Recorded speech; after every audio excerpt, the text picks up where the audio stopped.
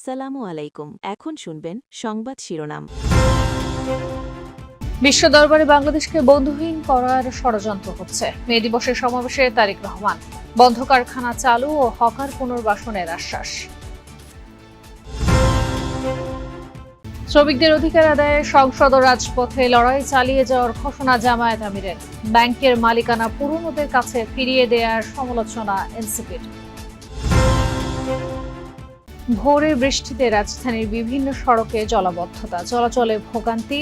হাওড়ে আধো ডুবন্ত ধান পৌঁছাতে কৃষকের প্রাণান্ত চেষ্টা। বুদ্ধ পূর্ণিমার সাম্প্রদায়িক সম্প্রীতি ধরে রাখার প্রত্যয়। বিহারে বিহারে পূজা, পিণ্ডদান আর বিশেষ প্রার্থনায় মানবজাতির মঙ্গল কামনা।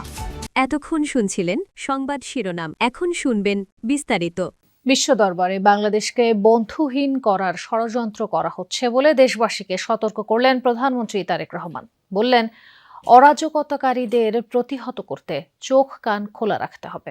নয়াপল্টনে শ্রমিক সমাবেশে নিজেকে একজন শ্রমিক ঘোষণা করে প্রধানমন্ত্রী বলেন, তার সরকার দায়িত্ব পাওয়ার পরপরই বন্ধ কলকারখানা চালু করা সহ দেশে বিনিয়োগ বাড়াতে নিরলসভাবে কাজ করে যাচ্ছে। আরিফিন শাকিলের রিপোর্টে দেখুন বিস্তারিত।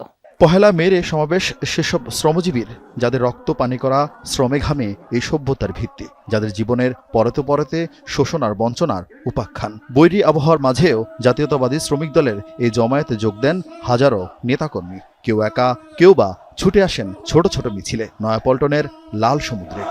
বিকেলে এই শ্রমিক জনতার মাঝে হাজির হন বিএনপি চেয়ারম্যান ও প্রধানমন্ত্রী তারেক রহমান। বক্তব্যের শুরুতে শ্রমিকদের সুরক্ষায় বিএনপির নেয়া ৩১ দফার কথা তুলে ধরেন তিনি। নিজেকে একজন শ্রমিক ঘোষণা করে শীঘ্রই বন্ধ শ্রমিকদের বৈষম্য দূরীকরণ ও অধিকার আদায়ে জামায়াত ইসলামী সংসদ ও রাজপথে লড়াই করে যাবে, এমন মন্তব্য করেছেন দলটির আমির ও বিরোধী দলীয় নেতা ডাক্তার শফিকুর রহমান।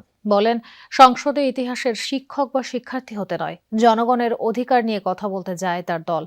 বিদেশি এম্বাসিগুলো বিদেশি শ্রমিক ভাইদের স্বার্থ রক্ষা করতে না পারলে কর্মকর্তাদের বিরুদ্ধে ব্যবস্থা নেওয়ার আহ্বান জানিয়েছেন তিনি।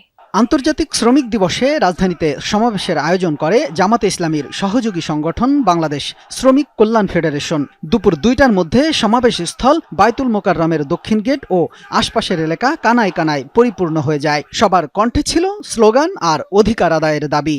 বিশেষ অতিথির বক্তব্যে জামাতের সেক্রেটারি জেনারেল বলেন, প্রতিটি সেক্টরে শ্রমিকরা বৈষম্যের শিকার। ইসলামী শ্রমনীতির বাস্তবায়ন ছাড়া বৈষম্য দূর করা সম্ভব নয় বলে মন্তব্য করেন তিনি। প্রধান অতিথির বক্তব্যে বিরোধী দলীয় নেতা ও জামাত আমির বলেন, শ্রমিকদের বেতন বৈষম্য দূরীকরণ ও অধিকার নিশ্চিতে সংসদ ও রাজপথে জামাতের লড়াই অব্যাহত থাকবে। দূতাবাসগুলো প্রবাসী শ্রমিকদের স্বার্থ রক্ষায় ব্যর্থ হলে কর্মকর্তাদের বিরুদ্ধে ব্যবস্থা নেয়ার আহ্বান জানান জামাত আমির। লুটেরাদের কাছেই ফের ব্যাংকের মালিকানা ফিরিয়ে দিচ্ছে বিএনপি।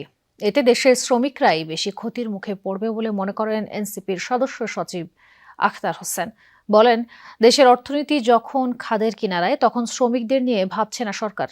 শুক্রবার শাহবাগে জাতীয় শ্রমিক শক্তি আয়োজিত সমাবেশে বক্তারা বলেন, কেবল দিবস পালনের মধ্যে সীমাবদ্ধ না থেকে শ্রমিকদের ন্যায্য অধিকার ও মর্যাদা নিশ্চিত করতে হবে। জাতীয় নাগরিক পার্টির সহযোগী সংগঠন জাতীয় শ্রমিক শক্তির আত্মপ্রকাশের পর প্রথম মে দিবস। আন্তর্জাতিক শ্রমিক দিবসে রাজধানীর শাহবাগে শ্রমিকদের নিয়ে সমাবেশে বক্তব্য দেন শ্রমিকরাও। প্রধান অতিথি আখতার হোসেন বলেন, দেশে বিপর্যস্ত অর্থনীতির কারণে ক্ষতিগ্রস্ত হয় শ্রমিকরা, অথচ সেই শ্রমিকদের নিয়েই টালবাহানা করছে সরকার। লুটেরাদের কাছে ব্যাংকের মালিকানা ফিরিয়ে দিলে নিম্ন আয়ের মানুষই বেশি ক্ষতিগ্রস্ত হবে বলে শঙ্কা আখতার হোসেনের।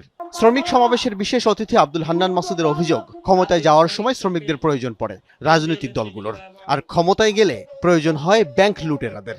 এ সময় চা বাগান শ্রমিক সহ প্রান্তিক শ্রমিকদের জীবনমান উন্নয়নে শ্রমিক নেতাদের রাষ্ট্রীয় নীতিমালায় অন্তর্ভুক্তির আহ্বান জানান বক্তারা। সুস্থ শ্রমিক, কর্মঠ হাত, আসবে এবার নবপ্রভাত। এই প্রতিপাদ্যে সারা দেশে পালিত হচ্ছে ঐতিহাসিক মে দিবস। দিনটি উপলক্ষে বিভিন্ন শ্রমিক সংগঠনের উদ্যোগে শ্রমিক সমাবেশ ও শোভাযাত্রা বের করা হয়। ন্যায্য মজুরি ও নিরাপদ কর্মপরিবেশ নিশ্চিতের দাবি জানান শ্রমিকরা। শ্রমিকদের অধিকার আদায়ের দিন আজ মহান মে দিবস।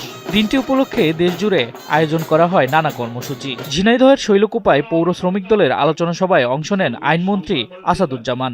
জানান, শ্রমিকদের ন্যায্য অধিকার নিশ্চিত করতে কাজ করছে সরকার।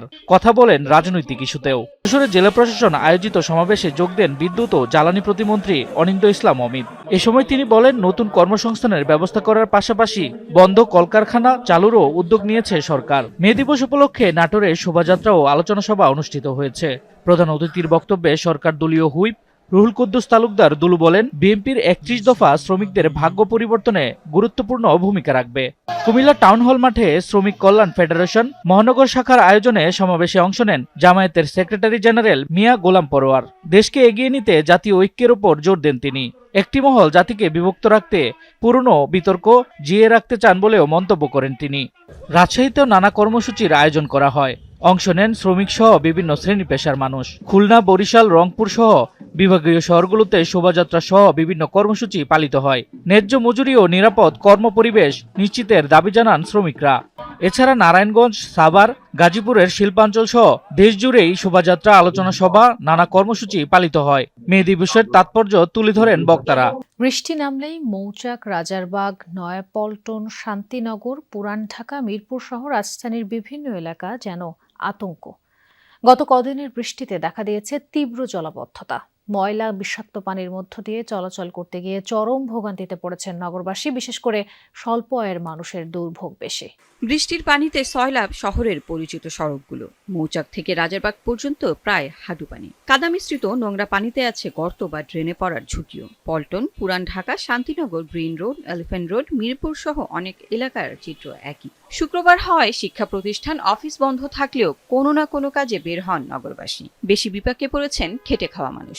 জীবিকার তাগিদে ঝুঁকি নিয়েই নেমে পড়তে হচ্ছে হাঁটু পানিতে।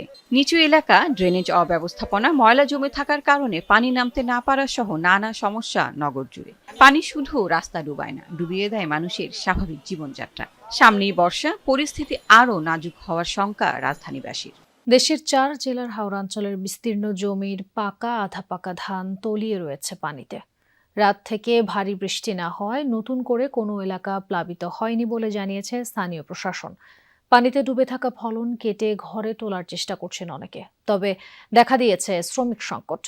কৃষি বিভাগের প্রাথমিক তথ্য বলছে, হাওড়াঞ্চলের ৪০,০০০ হেক্টরেরও বেশি জমি বোরো ধান পানিতে নিমজ্জিত।